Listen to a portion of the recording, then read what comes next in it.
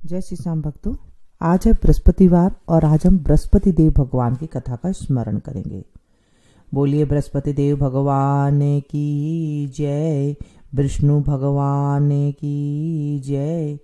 बृहस्पतिवार को जो भी स्त्री पुरुष व्रत करे उनको चाहिए कि वह दिन में एक ही समय भोजन करे, क्योंकि बृहस्पति देव भगवान का इस दिन पूजन होता है। भोजन में पीले चने की दाल आदि का करे, परंतु नमक नहीं खाएं और पीले वस्त्र पहने, पीले ही फलों का प्रयोग करे, पीले चंदन से पूजन करे। पूजन के बाद प्रेम पूर्वक गुरु महाराज की कथा सुननी चाहिए। इस व्रत को करने से मन की इच्छाएं पूरी होती है और बृहस्पति देव महाराज प्रसन्न होते हैं तथा धन, पुत्र, विद्या तथा मनवांछित फलों की प्राप्ति होती है। परिवार को सुख शांति मिलती है, इसलिए यह व्रत सर्वश्रेष्ठ और अति फलदायक है। सब स्त्री व पुरुषों के लिए है। यह व्रत में केले का पूजन करना चाहिए। कथा और पूजन के समय तन, मन, क्रम, वचन से शुद्ध होकर जो इच्छा हो बृहस्पति देव से प्रार्थना करनी चाहिए। उनकी इच्छाओं को बृहस्पति देव अवश्य पूर्ण करते हैं, ऐसा मन में दृढ़ विश्वास रखना चाहिए। बोलिए बृहस्पति देव भगवान की जय, विष्णु भगवान की जय। बृहस्पतिवार की व्रत कथा। भारतवर्ष में एक राजा राज्य करता था। वह बड़ा प्रतापी और दानी था। वह नित्य गरीबों और ब्राह्मणों की सहायता करता था। यह बात उसकी रानी को अच्छी नहीं लगती थी। वह न ही गरीबों को दान देती थी और न ही भगवान का पूजन करती थी, और राजा को भी दान देने से मना किया करती थी। एक दिन राजा शिकार खेलने वन को गए हुए थे तो रानी महल में अकेली थी। उसी समय बृहस्पति देव साधु के वेश में राजा के महल में भिक्षा के लिए गए और भिक्षा मांगने लगे। रानी ने भिक्षा देने से इनकार किया और कहा, हे साधु महाराज, मैं तो दान पुण्य से तंग आ गई हूँ। मेरा पति सारा धन लुटाता रहता है। मेरी इच्छा है कि हमारा धन नष्ट हो जाए, फिर न रहेगा बांस और न बजेगी बांसुरी। साधु महाराज ने कहा, देवी तुम तो बड़ी अजीब हो। धन संतान तो सभी चाहते हैं, पुत्र और लक्ष्मी तो पापी के घर में भी होनी चाहिए।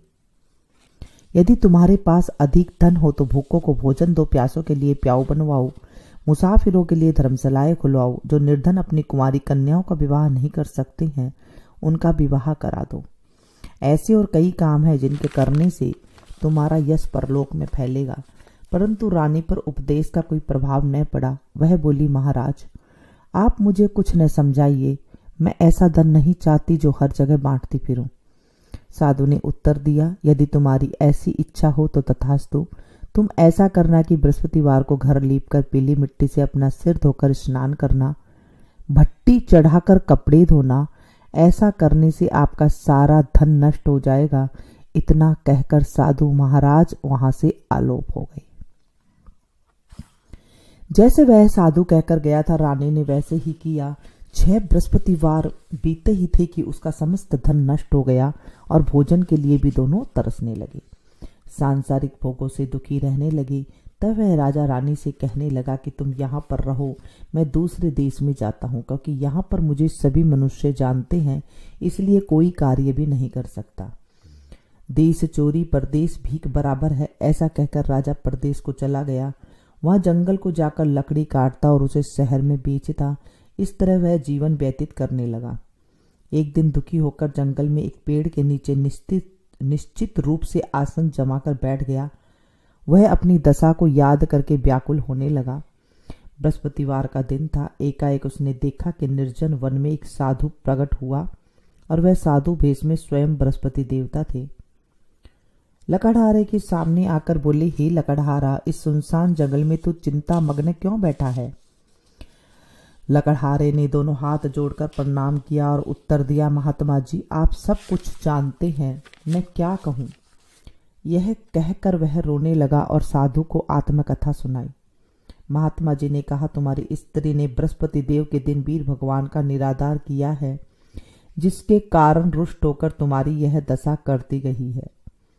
अब तुम चिंता को दूर करके मेरे कहने पर चलो तो तुम्हारे सब कष्ट दूर हो जाएंगे और भगवान पहले से भी अधिक संपत्ति देंगे। तुम बृहस्पति के दिन पाठ किया करो, 5 रुपए के चने मुनक्के मंगवाकर उसका प्रसाद बनाओ और शुद्ध जल के लोटे में शक्कर मिलाकर अमृत तैयार करो। कथा के पश्चात अपने सारे परिवार और सुनने वाले प्रेमियों में अमृत व प्रसाद बांटकर आप भी ग्रहण करो। ऐसा करने से भगवान तुम्हारी सब कामनाएं पूरी करेंगे। साधु के ऐसे वचन सुनकर लकाढ़ार बोला, हे प्रभु, मुझे लकड़ी बेचकर इतना पैसा नहीं मिलता जिससे भोजन करने के उपरांत मैं कुछ बचा सकूं। मैंने रात्रि में अपनी स्त्री को व्याकुल देखा है, मेरे पास कुछ भी नहीं है जिससे उसकी खबर मंगा सकूं। साधु ने कहा, हे लकड़हारे, तुम किसी बात की चिंता मत करो। बृहस्पतिवार के दिन तुम रोजाना की तरह लकड़ियां लेकर शहर को जाओ। तुमको रोज से दुगना धन प्राप्त होगा जिससे तुम भली भांति भोजन कर लोगे। तब बृहस्पति देव की पूजा का सामान भी आ जाएगा। इतना कहकर साधु अंतर्ध्यान हो गए। धीरे धीरे समय व्यतीत होने पर फिर वही बृहस्पतिवार का दिन आया। लकड़हारा जंगल से लकड़ी काटकर किसी शहर में बेचने गया। उसे उस दिन और दिन से अधिक पैसा मिला। राजा ने चना गुड़ आदि लाकर गुरुवार का व्रत किया। उस दिन से उसके सभी क्लेश दूर हुए। परंतु जब दोबारा बृहस्पतिवार का दिन आया तो गुरुवार का व्रत करना भूल गया। इसी कारण बृहस्पति भगवान नाराज हो गए। उस दिन से उस नगर के राजा ने विशाल यज्ञ का आयोजन किया तथा शहर में यह घोषणा करा दी कि कोई भी मनुष्य अपने घर में भोजन न बनावे न आग जलावे। समस्त जनता मेरे यहाँ भोजन करने आवे। इस आज्ञा को जो न मानेगा उसके लिए फांसी की सजा दी जाएगी। इस तरह की घोषणा संपूर्ण नगर में करवा दी गई। राजा की आज्ञा अनुसार शहर के सभी लोग भोजन करने गए, लेकिन लकड़हारा कुछ देर से पहुंचा, इसलिए राजा उसको अपने साथ घर लिवा ले गए और ले जाकर भोजन करा ही रहे थे कि राजा की दृष्टि उस खूंटी पर पड़ी जिस पर उसका हार लटका हुआ था। वह वहां पर दिखाई न दिया। रानी ने निश्चय किया कि मेरा हार इस मनुष्य ने चुरा लिया है।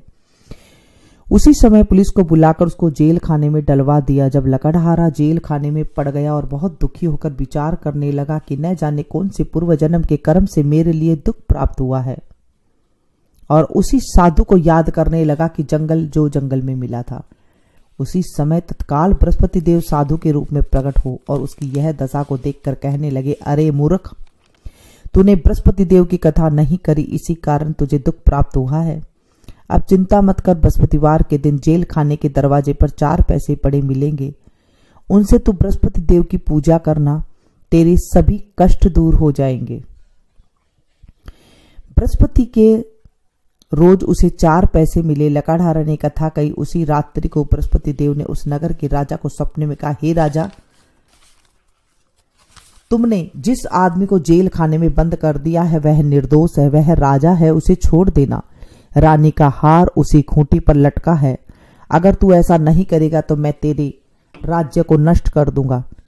इस तरह रात्रि के स्वप्न को देखकर राजा प्रातःकाल उठा और खूंटी पर हार देखकर लकड़हारे को बुलाकर क्षमा मांगी और लकड़हारे को योग्य सुंदर वस्त्र और आभूषण देकर विदा किया तथा बृहस्पति देव के आज्ञानुसार लकड़हारा अपने नगर को चल दिया।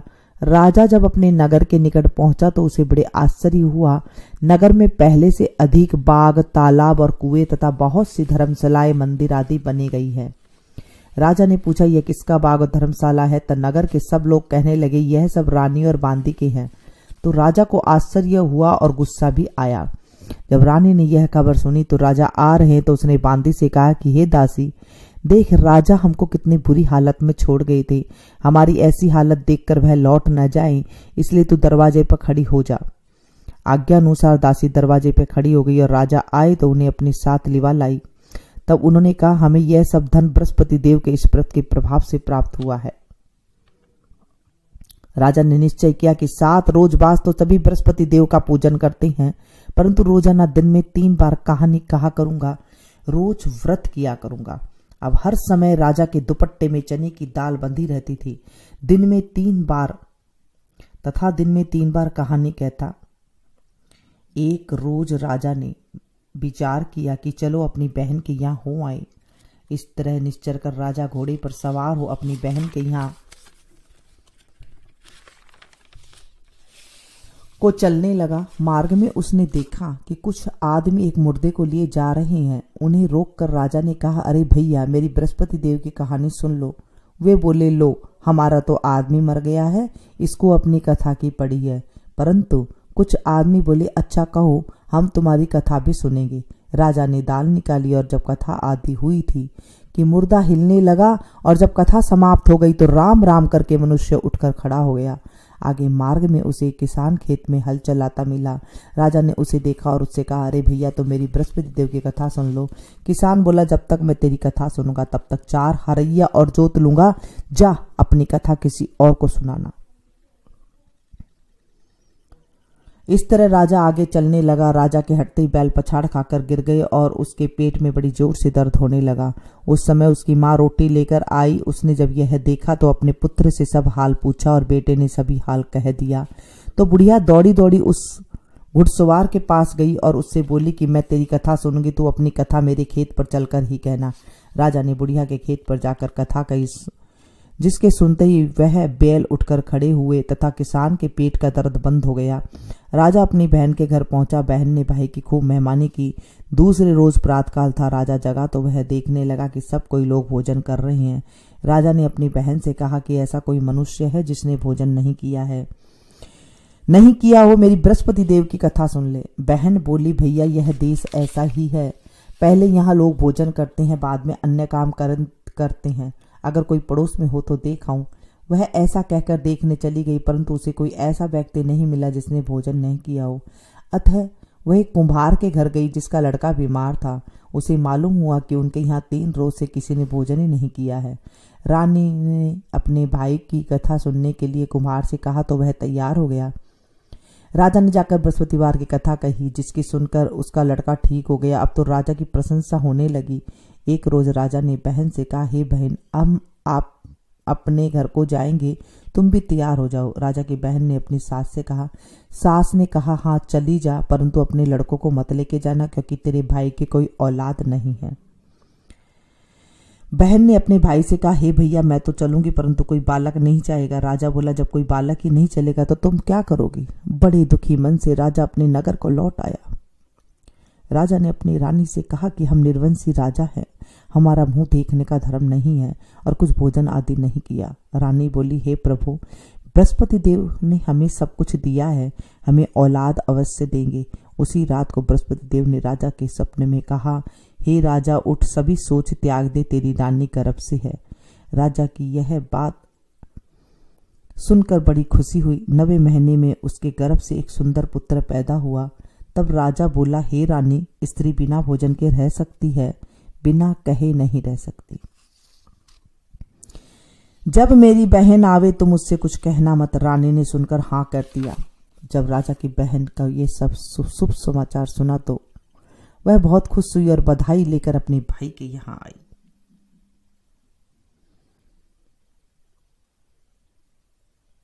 तभी रानी ने कहा कि घोड़ा चढ़कर तो नहीं आई, गधा चढ़ी आई। राजा की बहन बोली, भाभी, मैं इस प्रकार न कहती तो तुम्हें औलाद कैसे मिलती। बृहस्पति देव ऐसे ही हैं, जैसे जिसके मन की कामनाएं हैं सभी को पूर्ण करते हैं। जो सद्भावना पूर्वक बृहस्पति देव की व्रत करता है, बृहस्पतिवार की कथा को करता है एवं पढ़ता है अथवा सुनता है, बृहस्पति देव उसकी सभी मनोकामनाएं पूर्ण करते हैं। भगवान बृहस्पति देव उसकी सदा रक्षा करते हैं। संसार में सद्भावना से भगवान जी का पूजन व्रत करके सच्चे हृदय से उनका मनन करते हुए जय जयकार बोलना चाहिए। बोले बृहस्पति देव भगवान की जय, विष्णु भगवान की जय। प्राचीन काल में एक ब्राह्मण था, वह बहुत निर्धन था, उसकी कोई संतान नहीं थी। उसकी स्त्री बहुत ही मलिनता के साथ रहती थी। वह स्नान न करती, किसी देवता का पूजन न करती। इससे ब्राह्मण देवता बड़े दुखी थे। बेचारे बहुत कुछ कहते थे, किंतु उसका कुछ परिणाम न निकला। भगवान की कृपा से ब्राह्मण के स्त्री के कन्या रूपी रत्न पैदा हुआ। कन्या बड़ी होने पर प्रातः स्नान करके विष्णु भगवान का जाप व बृहस्पतिवार का व्रत करने लगी।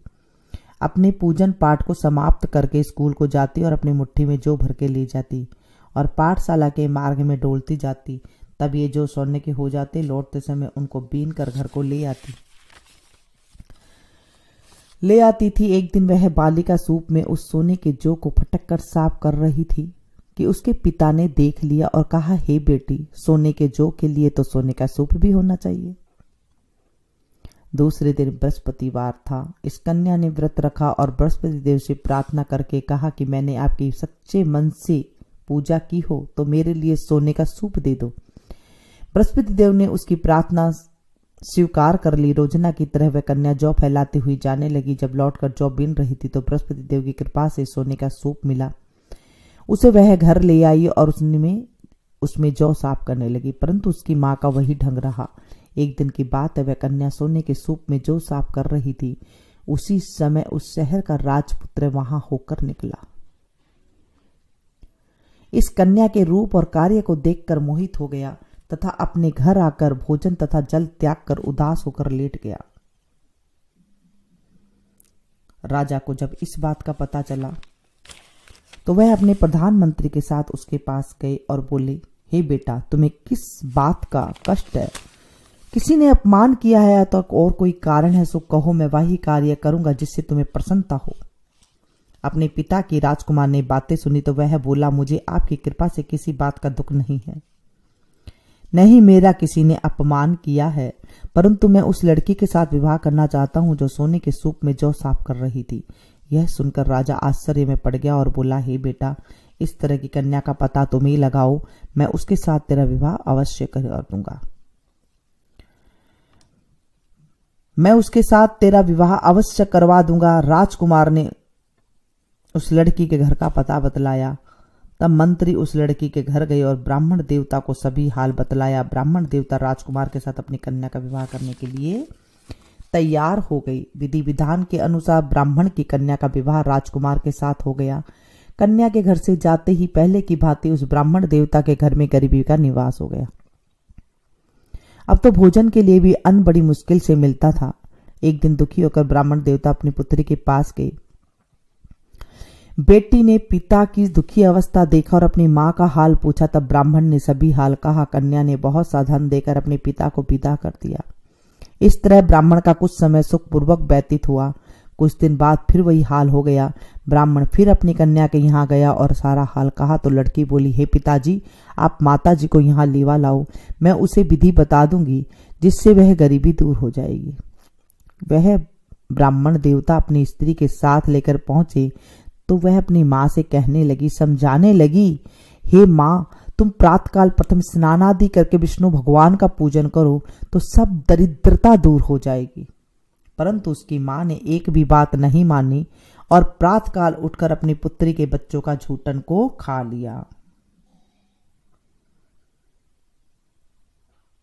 इससे उसकी पुत्री को भी बहुत गुस्सा आया और एक रात को कोठरी में से सभी सामान निकालकर और अपनी मां को उसमें बंद कर दिया। प्रातःकाल उसे निकाला तो स्नान आदि करा के पाठ करवाया तो उसकी मां की बुद्धि ठीक हो गई और फिर वह प्रत्येक बृहस्पतिवार को व्रत रखने लगी। इस व्रत के प्रभाव से उसकी माँ बाप बहुत ही धनवान और पुत्रवान हो गए और बृहस्पति जी के प्रभाव से इस लोक में सुख भोग कर स्वर्ग को प्राप्त हुए। बोले बृहस्पति देव भगवान की जय, विष्णु भगवान की जय। जय बृहस्पति देवा ओ स्वामी, जय बृहस्पति देवा। चिन चिन भोग लगाऊं, पल पल भोग लगाऊं, कदली फल मेवा। जय बृहस्पति देवा। तुम पूर्ण परमात्मा, तुम अंतर्यामी, जगत पिता जगदीश्वर, तुम सबके स्वामी। जय बृहस्पति देवा। चरणामृत निज निर्मल, सब पातक हरता, सकल मनोरथ दायक कृपा करो भरता जय बृहस्पति देवा। तन मन धन अर्पण कर जो जन शरण पड़े, प्रभु प्रकट तब होकर आकर द्वार खड़े जय बृहस्पति देवा। दीन दयाल दयानिधि भक्तन हितकारी, स्वामी भक्तन हितकारी। पाप दोष सब हरता, पाप दोष सब हरता भव बंधन हारी जय बृहस्पति देवा। सकल मनोरथ दायक सब संशय तारो, स्वामी सब संशय तारो। विषय विकार मिटाओ, विषय विकार मिटाओ संतन सुखकारी जय बृहस्पति देवा। जो कोई आरती तेरी प्रेम सहित गावे, स्वामी प्रेम सहित गावे। ज्येष्ठानंद वंद सो निश्चय पावे जय बृहस्पति देवा। जय बृहस्पति देवा, स्वामी जय बृहस्पति देवा। छिन छिन भोग लगाऊं, पल पल भोग लगाऊं कदली फल मेवा जय बृहस्पति देवा। सब बोलो विष्णु भगवान की जय, बृहस्पति देव भगवान की जय। आज हमने बृहस्पति देव भगवान की कथा का स्मरण किया है। इसे ज्यादा से ज्यादा अपनों के साथ शेयर कीजिएगा ताकि आपको भी कथा सुनाने का फल मिल सके। मिलती हूँ फिर से एक नई वीडियो में, नई कहानी के साथ, नई कथा के साथ, नई जानकारी के साथ। तब तक आप लोग देखते रहिए मेरे संगे। Thank you. जय श्री श्याम।